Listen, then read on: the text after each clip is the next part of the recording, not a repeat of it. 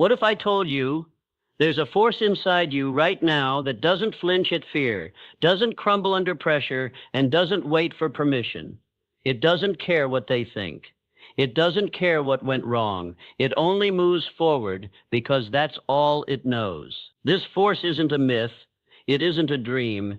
It's you, the real you, the one who's been buried beneath doubt, hesitation, and years of playing small. You felt glimpses of it in those fleeting moments when something inside surged louder than fear. When you stood up, when you could have shrunk. When you kept going, when everything in you screamed to quit. That was your other self, and it's been waiting. Not for some lucky break, not for the perfect moment. It's been waiting for you to stop living like a stranger to your own power, to stop settling, to stop saying, maybe later. This is the moment that changes everything. This is the moment you meet the unstoppable version of you. Let me tell you a story. It was December 9th. I was alone in Columbus, Ohio, broke, beaten down, and absolutely lost. I had nothing. No money, no direction, no plan, just the weight of failure pressing on my chest. I had left everything behind chasing a dream, and the dream had left me empty. Wandering, starving, freezing, I found myself in West Virginia weeks later, pacing through an abandoned schoolhouse, cold floor, bare walls, and a storm screaming outside like it knew what I was feeling inside. I walked in circles for hours. Questions tore through me. What am I doing here? What if this is it? What if I was never meant to succeed? But in that dark night, something shifted. It wasn't loud. It didn't come like thunder or lightning. It was quieter but stronger than anything I'd ever heard. A voice. Not from the sky, from within. You're not done. You're not broken. You're being built. Now stand up. It was like fire in my veins. I wasn't hearing someone else. I was hearing me, the version of me I'd buried under years of fear and failure. That night I met my other self. Not the man I'd been, but the man I was meant to become. He didn't beg for answers. He created them. He didn't ask for strength. He was strength. He didn't wait for opportunity. He demanded it, and everything changed. Not overnight, but from that moment on, I had a compass, and it was pointing straight through the storm. That same voice, it lives in you, right now. Maybe your storm looks different than mine did. Maybe it's the job you hate, the debt, the silence in your home. Maybe it's the way you pretend everything's fine while something inside you is screaming that this isn't the life you were meant to live. Listen to that scream. That's your other self pounding at the walls you've built around it. It's not weak. It's not scared. It doesn't flinch. It just needs you to open the door. You've been told to shrink, to stay safe, to wait your turn, and you've done it, haven't you? Nodded politely while your dreams slipped away, laughed at your own goals before someone else could, called it realistic when you really meant afraid. But here's the truth, the raw, real, untamed truth. You were never meant to live small, not you, because there is a version of you that doesn't just survive, it builds, it breaks through, it leads. That version isn't somewhere far away, it's here, now. You don't need to be lucky. You don't need to be born with it. You just need to This journey you're about to begin, it's not easy, but it's everything. It's the difference between drifting and driving, between watching your life and living it. The steps are ahead. I'll walk you through every one, but it starts here, with the truth. There's a power inside you that fears nothing. And once you awaken it, once you listen, you'll never go back to the quiet life. So let me ask you honestly, right now, are you ready to meet your other self? Good, because it's been waiting for you a long time. Let's begin. Chapter 1, The Two Selves, Coward versus Commander. There are two of you, living in the same body, breathing the same air, wearing the same name. One of them is a coward, the other is a commander. And whether you know it or not, one has been running your life. Let's talk about the coward first, because that's the one you've probably met more often. This self is quiet, not because it's wise, but because it's scared. It hesitates. It makes excuses that sound intelligent but are soaked in fear. It wants comfort more than growth, safety over purpose, approval over truth. This self tells you, wait, not yet, don't risk it, you'll embarrass yourself. Play it smart, be careful, don't stand out, let someone else lead. You're not ready. This self scrolls through life while the clock keeps ticking. It says yes when it wants to say no. It settles when something inside is begging to rise. It folds the moment pressure shows up. You know this version of you. It's the one who keeps your dreams in a drawer and only opens them when no one's looking. It's the one who knows what needs to be done and still chooses nothing. And then there's the other one, the real one, the commander. This self doesn't flinch. It doesn't ask permission. It sees risk and steps forward anyway. It knows doubt, but it does not obey it. This self speaks little and acts much. It doesn't argue with fear. It ignores it. It builds. It leads. It creates. Where the coward says, I can't, the commander asks, what's the next step? Where the coward says, they'll judge me, the commander says, let them. This other self doesn't wait for perfect timing or conditions or applause. It moves. It decides. It does. And here's the secret most people never realize. You choose which one runs your life. Every single day, with every small decision, every delay, every excuse, every risk ignored or faced, you're casting a vote, coward or commander. I know both of them intimately. Because I've lived under the coward's rule. I know what it feels like to let fear run your life so thoroughly that you forget what courage even feels like. I remember a moment that nearly broke me. It was the summer of 1926. My friend Don Millette had just been murdered, gunned down in cold blood. I was crushed. I was angry. But more than anything, I was afraid. I retreated to a small home in the hills of West Virginia. I kept a pistol nearby, slept lightly, jumped at every sound, walked in fear, lived in fear, thought in fear. My courage gone, my clarity shattered, my faith distant. I didn't write, didn't speak much, didn't build anything. I just hid. The coward was in charge, and it had its hands wrapped tightly around my throat. That season didn't end with a lightning bolt or some magical recovery. It ended with a decision, a quiet, shaking, blood-honest decision. Enough. I was either going to keep hiding for the rest of my life, or I was going to fight my way back. And to do that, I had to find the commander again, the one I'd buried, the one who didn't run, the one who didn't tremble before fear, but stared it in the eye. That man was still there, buried under grief and confusion, but alive, waiting. So I brought him back, not with one brave act, but with 100 small ones, choosing to show up, choosing to speak, choosing to plan, choosing to write, even when my hands shook, choosing to trust again. Piece by piece, I took back the controls, and with every choice, the coward got quieter, and the commander stood taller. I know the war that happens inside you because I've fought it. I still do. Every day presents the same fork in the road, shrink or stand, wait or move, react or lead. And now, I'll ask you something most people never dare to ask. Which self has been running your life? Really, look at your mornings. Look at the conversations you avoid, the ideas you've never acted on, the apologies you've never made, the talents you've never used. Look at the way you've been living, and answer with brutal honesty, coward or commander. You don't need to say it out loud, but you better say it to yourself, because the moment you do, the moment you really see it, is the moment you can choose something different. And I'll tell you why this matters more than anything else in your life. Because every result you want, every dream, every breakthrough, every moment of peace and power lives on the commander's side of the line. Nothing worth having is built by the coward.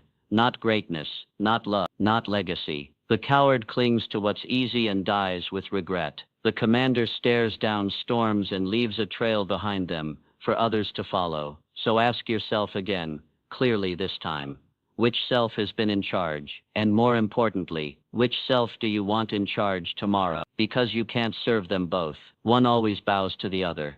The coward waits for proof. The commander acts in faith. The coward needs guarantees. The commander builds guarantees through action. The coward dies a slow death of what if. The commander lives fully, win or lose, because they went for it. This isn't about being fearless. It's about choosing who leads when fear shows up. Because it will show up, every day, in one form or another. But now, when it does, you'll know who's at the door, and you'll know who gets to answer it. That's your choice.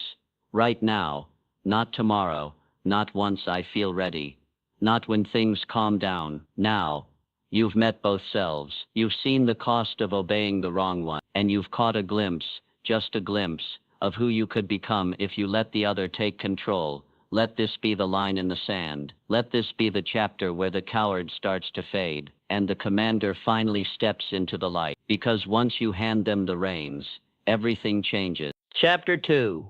The Enemy Within. Fear's subtle stranglehold.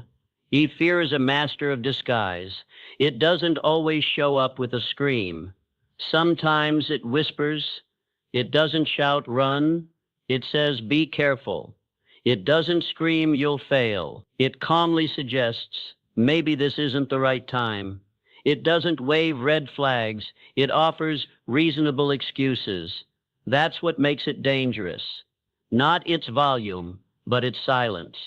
Not its force, but its familiarity. Fear rarely feels like fear at first. It feels like logic. It feels like self-preservation. It feels like waiting until you're ready. But that's the trap. Because fear doesn't want to protect you. It wants to own you. I know. Because for a long time, it owned me. After Don Millett's murder, I wasn't just heartbroken. I was haunted. I moved to West Virginia, thinking the hills might give me peace. But I didn't find peace. I found fear. I kept a pistol under my pillow, slept lightly, barely at all, flinched at every creak in the floorboards, watched the windows like a hunted animal. I told myself I was being careful, that I needed time, that I was healing. But let me tell you the truth, I was hiding, and fear was calling the shots. Every day I delayed writing. Every day I chose silence over action. Every day I replayed what if instead of asking what now. Fear was growing stronger, and I was growing smaller. It felt safe, but it was a cage, and fear didn't just live in the shadows. It followed me to Columbus, 1923, cold, gray, and unforgiving. I stood on the street with empty pockets, dreams swirling in my mind, but no direction, no plan, no money. I told myself I needed to wait. I needed answers. I needed a sign. But let's be honest, I was paralyzed. That's fear's favorite tactic. Convince you that stillness is strategy. Make you believe that waiting is wisdom, that the stars have to align, that you need more time, more certainty, more credentials, more approval. But that perfect moment you're waiting for, it never comes. And in the meantime, fear tightens its grip, subtle, silent, squeezing the life out of your potential while you smile and call it patience. How many times have you felt it? You call it taking a step back. You say you're figuring things out. But deep down, if you're honest, you're afraid. Afraid of failing. Afraid of looking foolish. Afraid of being seen trying and not winning.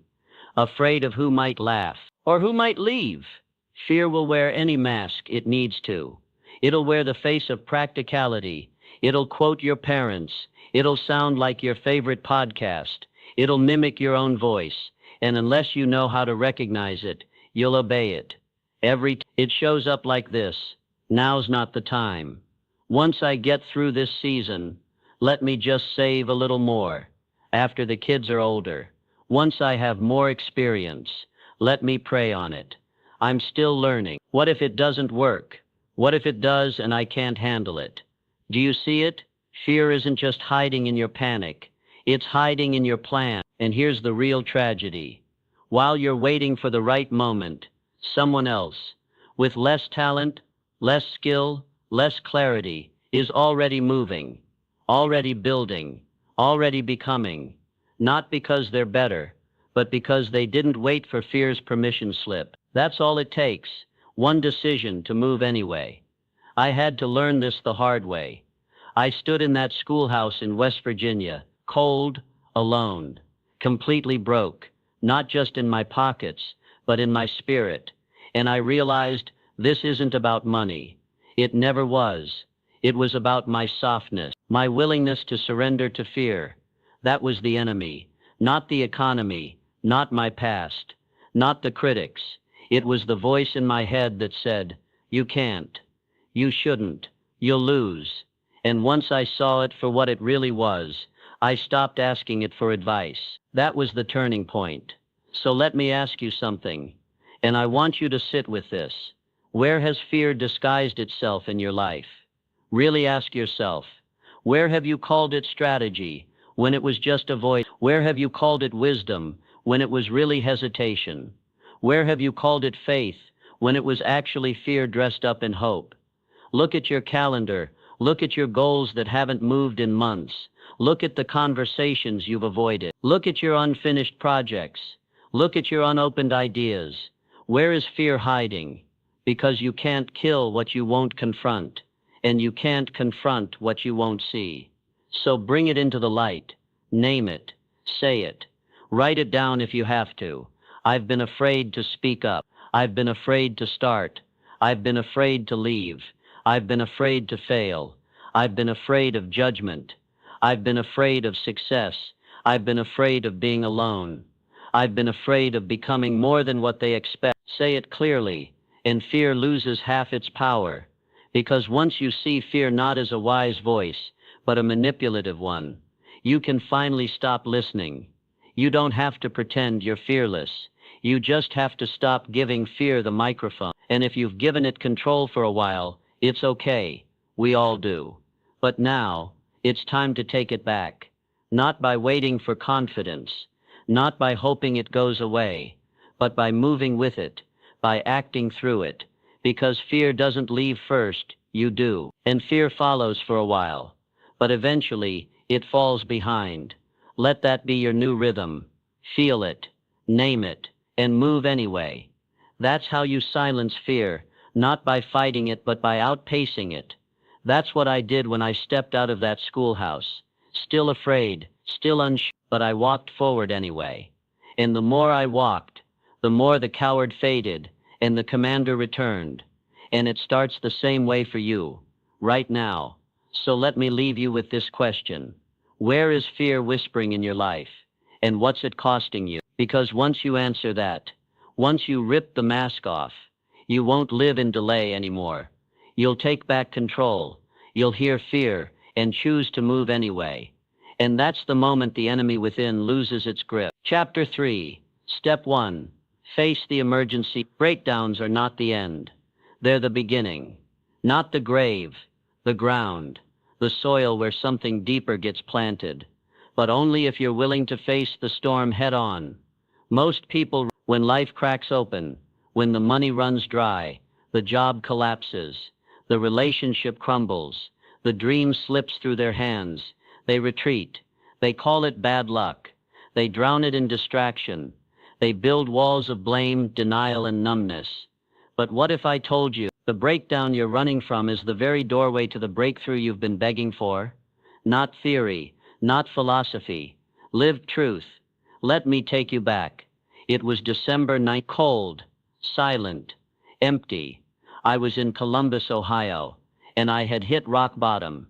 No plan, no income, no direction, no purpose that paid, and no clue where I was going. All I had were the pieces of a shattered dream and the weight of shame on my back. I had left everything behind chasing something more, and I found less. There were no crowds cheering, no miracle rescue, just me, alone, tired, hungry, broke. But the worst part, the silence inside, the crushing quiet where belief used to be. That moment right there was my emergency. Not the kind that makes headlines, the kind that hits at 2 a.m. when you stare at the ceiling, knowing something's wrong but not knowing what to do about it. You've had one too. Or maybe you're in it right now. The kind of moment where everything you've built seems to be falling apart, where the phone goes silent, where where the bank account won't blink, where hope feels like a distant rumor. And here's the brutal truth. You don't grow around those moments. You grow through them. Because when the storm hits, you have two choices: face it or fold. That's the crossroads. And you won't get to the other side by waiting it out. I could not in Columbus. Not when the nights got longer and my options grew smaller. There was no rescue team. There was only one question echoing in the dark. What now? And that question led me to the one decision that changed everything. Face it. Head on. No more pretending I wasn't broke. No more blaming luck, or timing, or the world. No more hiding behind hope without action. I had to stand in the rubble and admit the truth. This is my rock bottom, and this is where I rise. So I did what I never thought I'd do. I left Columbus, found myself pacing through a schoolhouse back in West Virginia, my own silent battlefield. I had no plan, but I had hunger, and I had time. I walked the floor for hours. No lights, no warmth, just pacing and thinking until my thoughts hurt. And that's when it showed up. Not a miracle, but my other self. That bold, unwavering part of me that had gone quiet under the weight of fear. And in that emergency, I didn't find a way out. I found a way through. And so will you. But only if you stop running from the fire and start walking into it. Because crisis isn't the enemy, it's the crucible. You can't forge steel in a cold room. You need heat. You need pressure. You need pain. Your greatest self will not be born in comfort. It will be born in collapse. So stop avoiding your emergency. Face it. Bring it into the light. What's the thing that keeps you up at night? The truth you don't want to say out loud? The failure you try to dress up? The debt, the silence, the addiction, the secret? Say it, write it, call it by name. That's where your freedom begins, at the truth. Now do something bold. Take a breath, grab a journal, and write the answers to this. What is my emergency? Not the fake one, not the distraction, the real one. Where is my life on fire, and how have I been avoiding it? Don't sugarcoat it. Don't filter it. This is not for them. This is for you. Next question. When the storm hit, how did I respond? Did I fight? Did I freeze? Did I run? Be honest. Fight, flight, freeze. We all have our reflex. But what matters most is what you choose after. Because the emergency is not just there to test you. It's there to forge you. I didn't get stronger because life was easy. I got stronger because I stopped lying to myself in the middle of a disaster. I stopped saying I'm okay. I started saying I'm at war and it's time to fight back.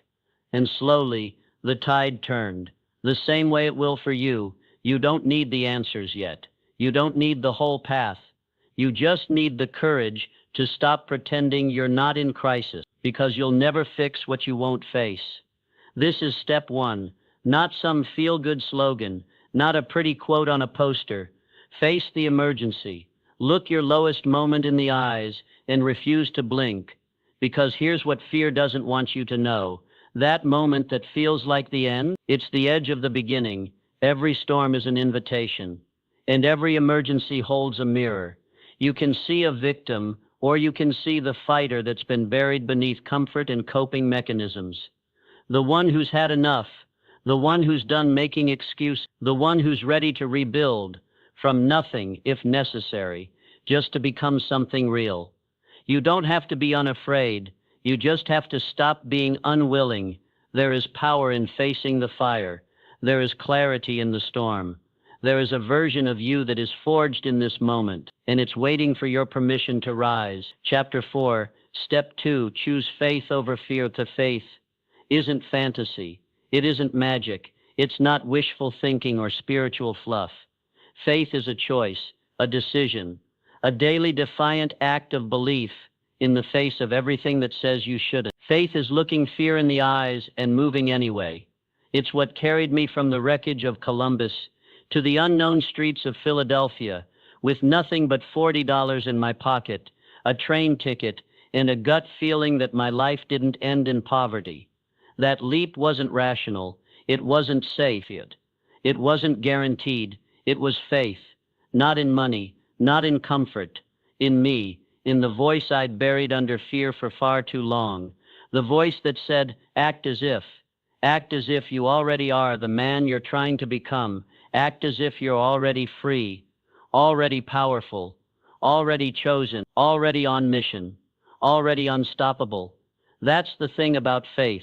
It's not waiting for proof. It moves first.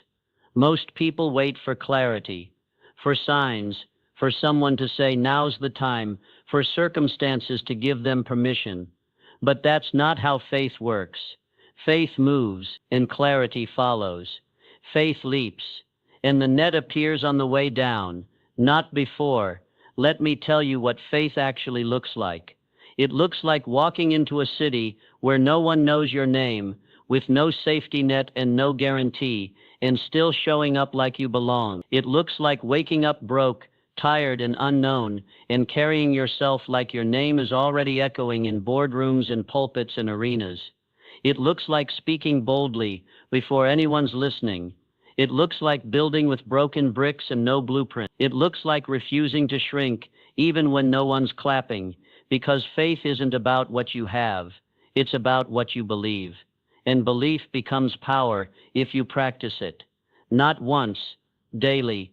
So here's how to begin. 3 simple tools to anchor your faith and starve your fear. Duffenwich 1. Daily mantras.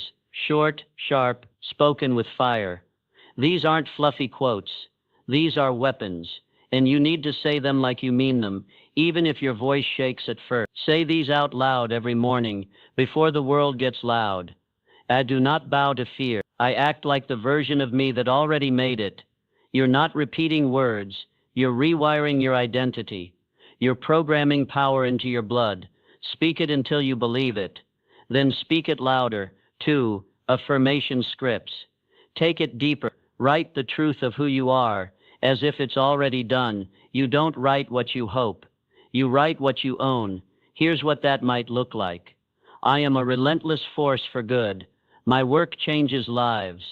I am wealthy in purpose, wealthy in impact, and wealth follows me naturally. I walk into every room with confidence, clarity, and calm authority. I do not beg for doors. I build them.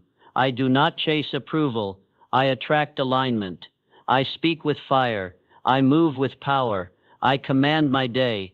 I lead my life. I trust my gut. I trust my God. And I refuse to let fear have the mic. Customize it. Make it yours. Read it every morning and night, like scripture, not to impress the universe, but to instruct yourself. Your mind is a battlefield, and if you're not speaking truth into it daily, fear will fill the silence. Visualization tools. Close your eyes, breathe, now see yourself, not as you are now, as the you you're becoming. Where do you live? What do you wear? What does your schedule look like? What do your mornings feel like? Who do you lead? Who do you impact? How do you speak? Walk. Decide. Visualize in detail. Feel it. Taste it. Step inside it. Because your brain doesn't know the difference between memory and imagination. So when you see it vividly, repeatedly, your nervous system begins to believe it's real. And the more real it feels, the more your actions begin to match. Faith is future memory, and every time you visualize, you're building mental blueprints your body will follow. This isn't mysticism, it's mechanics. Your vision leads your steps. So stop rehearsing fear. Start rehearsing who you're becoming. Dichiven sel die. Now listen, none of this will work if you're faking it to feel good. This is not about pretending you're not afraid. This is about choosing what leads fear or faith. Every decision you make will flow from one or the other, not both. Fear says, play small, wait longer, don't risk it. It's too late. Who do you think you are? Faith says, let's move, let's speak, let's rise, let's burn the boats and build something real. You decide which voice gets the wheel. Back in Philadelphia, I still had $40 in my coat pocket, still didn't know how I was going to make rent.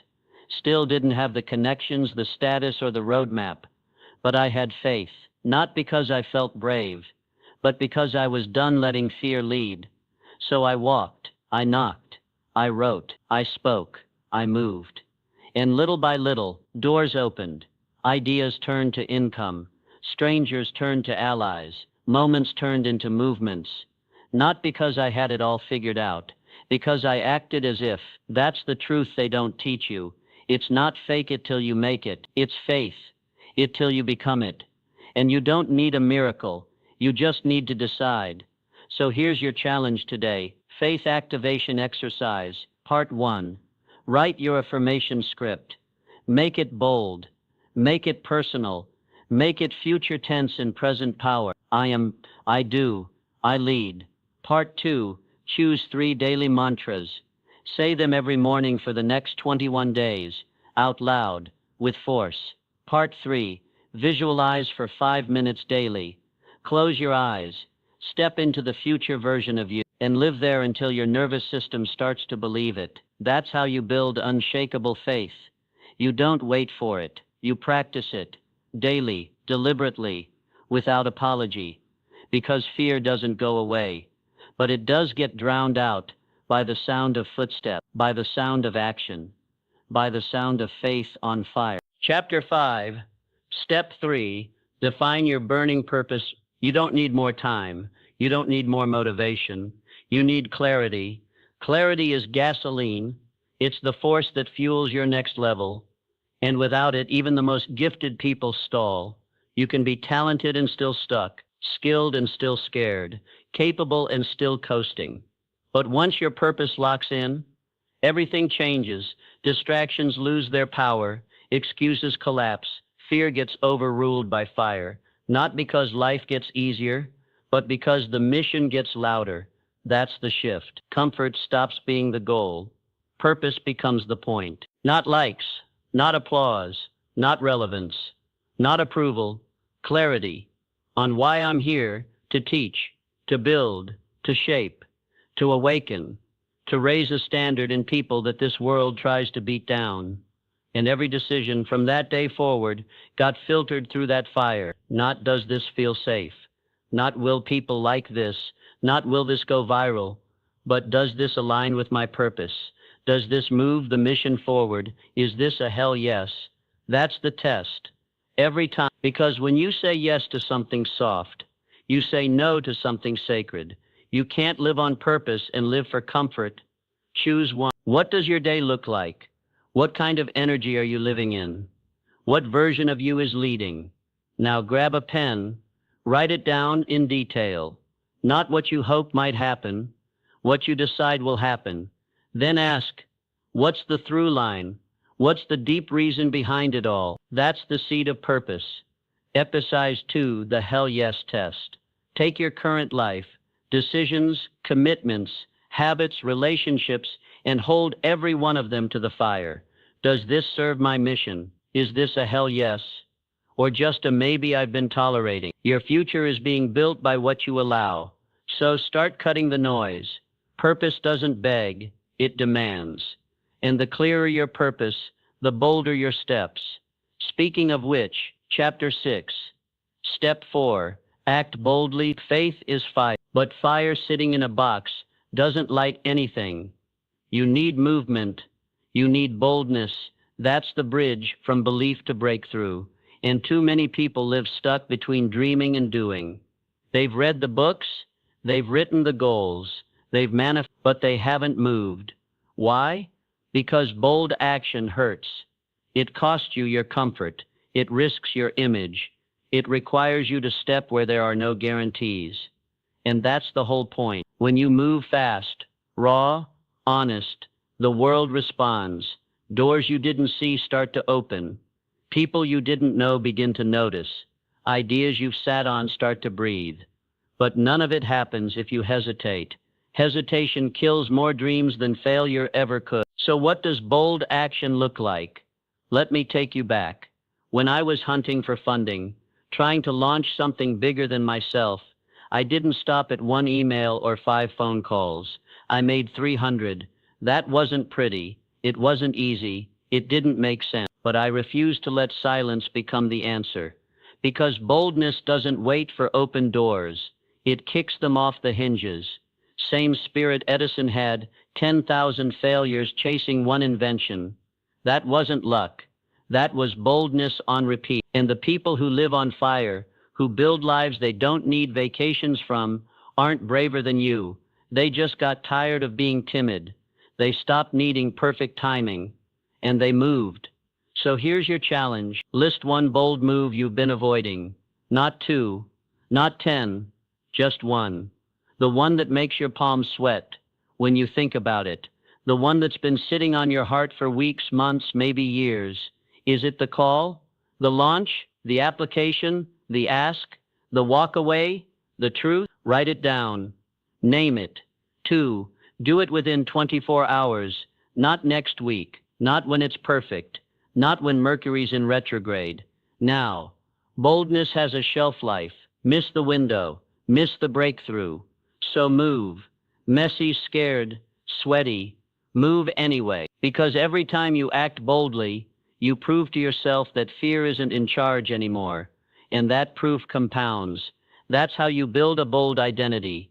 Not by reading more, but by doing differently. You need to move scared. One step, one swing, one leap at a time. And eventually, boldness becomes normal. Courage becomes habit. Faith becomes fuel.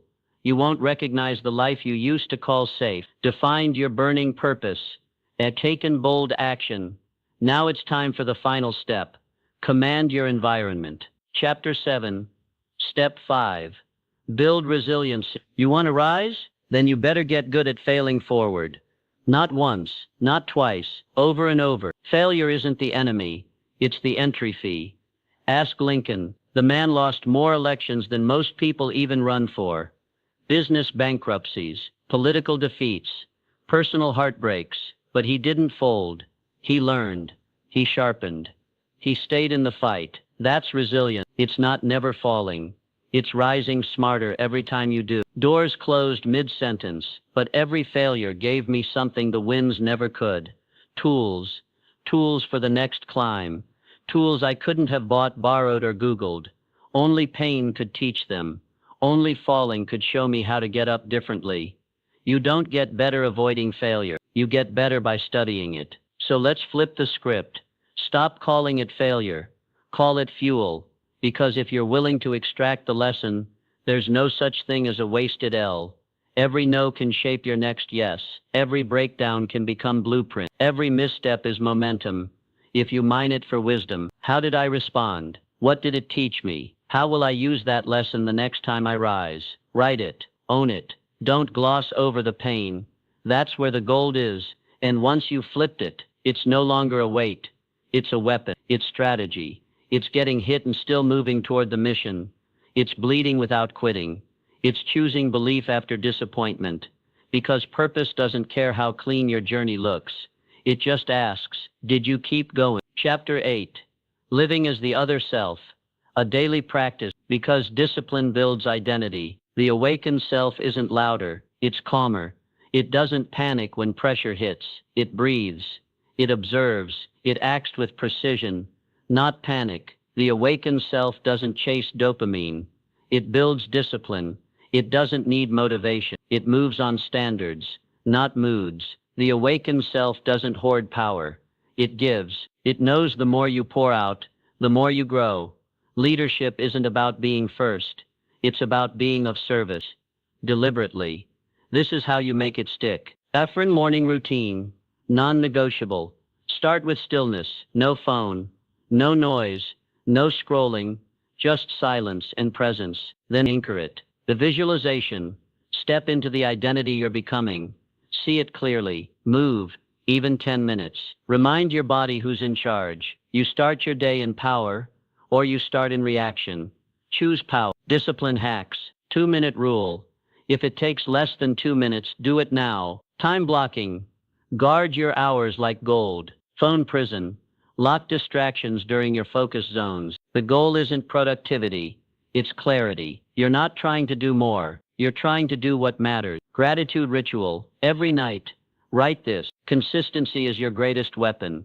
It's what keeps you from going back to softness, back to excuses, back to fear. You've come too far to slip. Every choice you make either feeds the coward or feeds the commander, and you already know which one deserves to live. The floorboards creaked like ghosts. That old schoolhouse in West Virginia. No heat, no plan, no backup. Just one man, broke, alone, staring down the rubble of his old life. It didn't feel inspiring. It felt like the end, but something stirred in the silence. Not a voice, not a vision, just a decision. I will not die like this. That was it. No applause, no guarantees, just the quiet ignition of a different self stepping forward. And from that cold, cracked floor, I rose. Not because I had it figured out, but because I finally understood. No one is coming. No one is coming to save you. No one is coming to crown you. No one is coming to unlock your potential. It's already inside you. Your final charge, write down your one goal, the real one, the scary one, the one you've avoided, delayed, buried, not 10 goals, not a to-do list, just one. Write it like it already exists. I am building a global nonprofit that feeds 10. I am writing the book that heals my generation. I am living with strength, peace, and financial freedom. Make it real. Make it loud. Make it non-negotiable. Now take your one step. Call, register, publish, pitch, apply, speak, move. You don't need perfect. You need proof that you're done waiting, because once you move, the current changes. The path starts showing up. Not all at once, but just enough to keep you in motion. If you've read this far, it means something woke up in you. It means the commander, the visionary, the builder, the warrior is alive. Now you decide if they stay. You need to stop running from the voice inside and start following it. You need to write your standard in stone. I will never return to the coward version of me. I will not let fear be my ceiling. I will live lit, dangerous, on mission or not at all. You are not a victim of your past. You are the author of your future. Pick up the pen, vision for what's next. See it now, you, waking up early, focused, grounded, moving with intention. You, speaking with clarity, leading teams, writing pages, launching visions, calm under pressure, rooted in faith, addicted to truth. You, the one people call when the storm hits, the one who makes things move. That's who's waiting on the other side of this step. That's the version already alive inside you. Let them lead. This was the ignition, the blueprint, the mirror. But real transformation is ongoing. So stay connected, because the next chapter is deeper, faster, louder, more challenge, more discipline, more fire. Watch your inbox. Watch your soul. The next message is coming. Be ready. Resilience profiles, mini biographies. Abraham Lincoln failed in business, lost elections, suffered deep depression, still became one of the greatest presidents because he refused to stay down. Thomas Edison, 10,000 failed prototypes, laughed at, mocked, still lit the world because he never gave up on iteration. Harriet Tubman escaped slavery, returned again and again, risking her life, led over 70 people to freedom because purpose, fear. Viktor Frankl survived concentration camp, wrote Man's Search for Meaning, a global declaration that your mind is your freedom. These were not superheroes. They were humans who chose fire over fear. So can you. Chapter 2, Where is fear still disguised in my life? Chapter 3, What crisis am I pretending isn't an emergency? Chapter 4, What does it look like to live in faith today? Chapter 5, What is my burning purpose and what does it demand from me? Chapter 6, What bold move am I avoiding and when will I do it? Chapter 7, What failure can I flip into fuel? Chapter 8, What does my ideal daily rhythm look like and what's stopping me from living it? Quotes from the author's philosophy. You don't need more time, you need more truth. Discipline is not punishment. It's proof that you've chosen your future. Most people want a new life, but they're still loyal to the old version of themselves. If you're not embarrassed by your old self, you're not growing fast enough. Boldness doesn't require certainty. It just requires motion. Keglis exclusive tool, the action tracker. Subscribers get access to link inside your welcome email or scan the back page. Let's build.